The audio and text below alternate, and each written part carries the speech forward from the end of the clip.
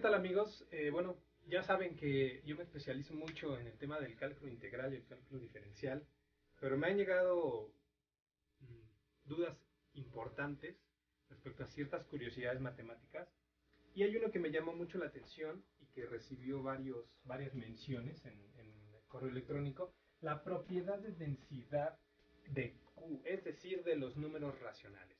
Recordemos que en la clasificación de los números reales está dentro de ellos el subconjunto Q, que es justamente los números racionales. ¿Quiénes son los números racionales? Son las fracciones. Ok, y una de las propiedades más importantes e incluso más curiosas es la propiedad de densidad de estos números. Ok, vamos a identificar primero el concepto claramente. Voy a dibujar una recta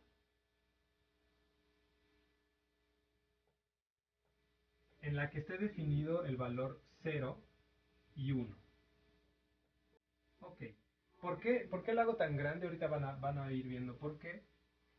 Vamos a suponer que estamos estudiando los números racionales que están concentrados entre el 0 y el 1. Que bueno, números racionales, al ser fracciones, pues hay tanto en los enteros como en cualquier distancia de cualquier cantidad entera.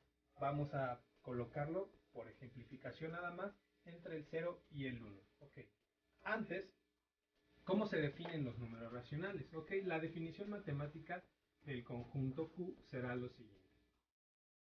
El subconjunto Q de números reales, en realidad son un subconjunto de los números reales, serán los X tales que X sean de la forma A partido B, donde A y B pertenecen a los enteros. Los enteros, recordemos, se denotan con la letra Z, y que B, en este caso el denominador, sea distinto de 0. Esta es matemáticamente la proposición que nos describe los números racionales. Serán aquellas cantidades de la forma A sobre B, es decir, un cociente, donde A y B pertenezcan a los enteros. Recuerden que los enteros son del 0 al infinito positivo y del 0 al infinito negativo, es decir, los negativos y los positivos, pero cantidades enteras, no decimales, no pedacitos. Justamente esos son ellos, esos pedacitos. Solamente que tanto el numerador como el denominador tienen que ser números enteros, pero B, es decir, el denominador, tiene que ser diferente de 0. Esta es la única excepción. Sabemos que dividir algo sobre 0 no está definido. En cálculo diferencial tiene ciertas propiedades que en aritmética básica no se van a cumplir y entonces, bueno, B, el denominador siempre tendrá que ser diferente de 0. Entonces, si se ponen a pensar en cualquier fracción, no sé, un menos 3 quintos, en realidad, menos 3 quintos cumple con esta forma. El denominador no es 0 y arriba tengo una cantidad entera. El menos 3, no importa que sea negativo, sigue estando dentro de los números enteros.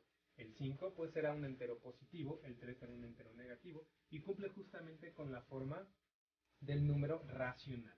¿Ok? Entonces, vámonos con el primer punto. Justamente la mitad de esa recta sabemos bien que es un medio, o lo que bien equivale a ser 0.5. ¿Ok? En primer principio, al principio nos puede parecer un poco extraño.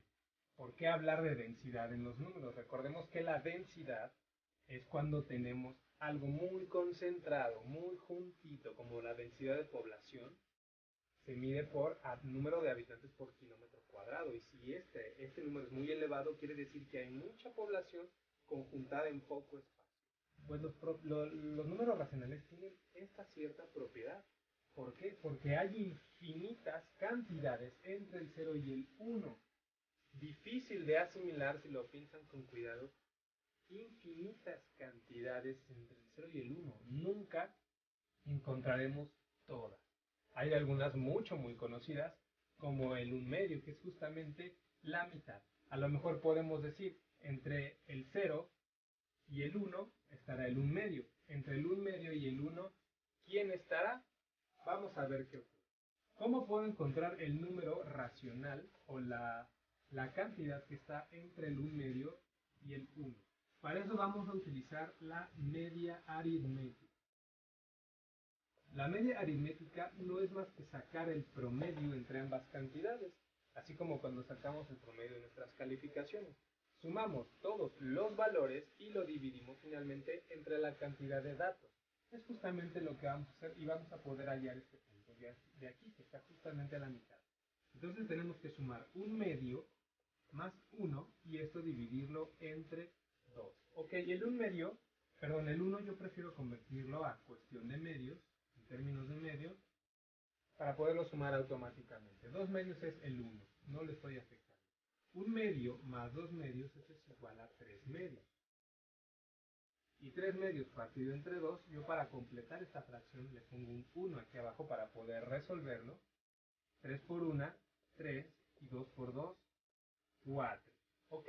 Entonces encontramos que la cantidad que está aquí, entre el 1 medio y el 1, es 3 cuartos. Y tiene toda la lógica del mundo, porque si se ponen a pensar, el 1 medio todavía se puede dividir en cuartas partes. Aquí tendremos una cuarta parte, una segunda cuarta parte, tercera cuarta parte y cuarta parte, que equivaldría a la unidad, ¿ok?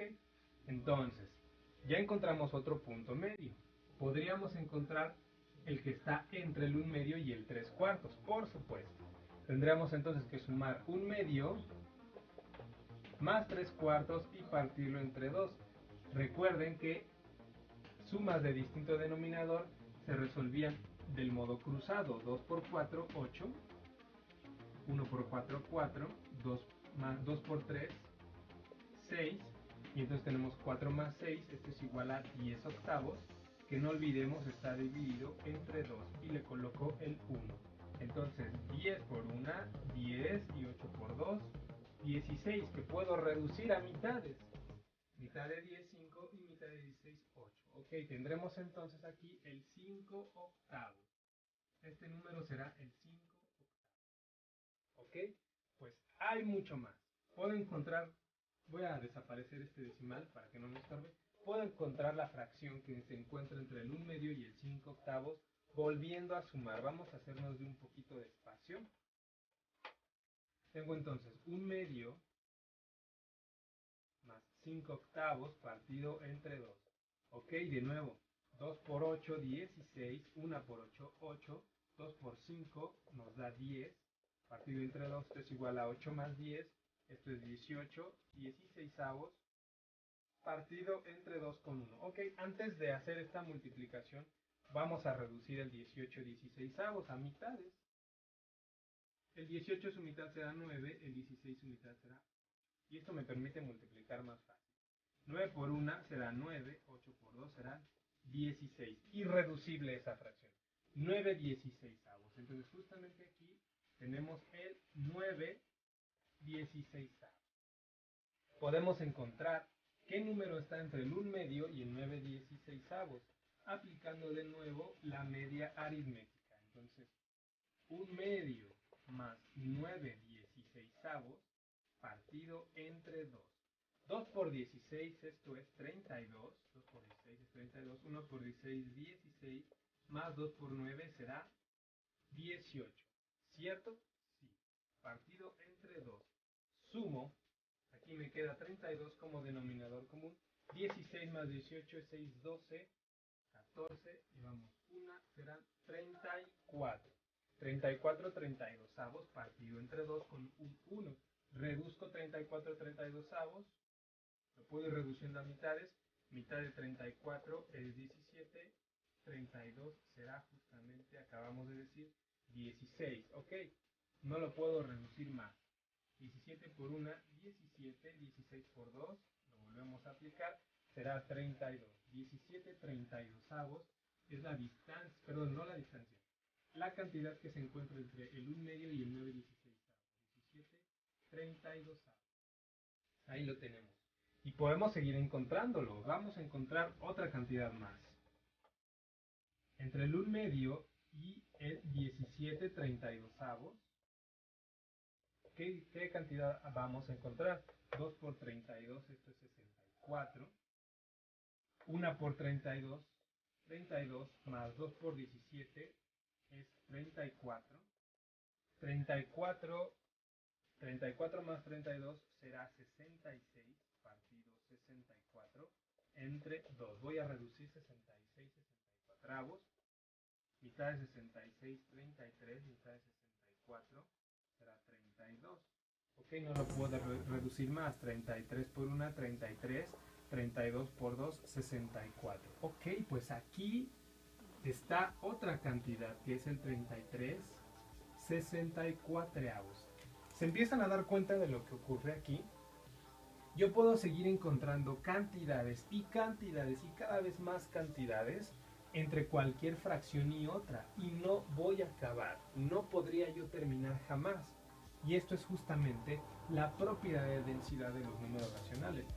Lo hice desde el 1 medio al 1 y fui yéndome a mitades, pero si ustedes gustan también podrían encontrar entre 5 octavos y 3 cuartos, les saldría por aquí una cierta fracción, y ustedes pueden deducir si quieren encontrar entre esta fracción y el 3 cuartos o entre el 5 octavos y esta fracción.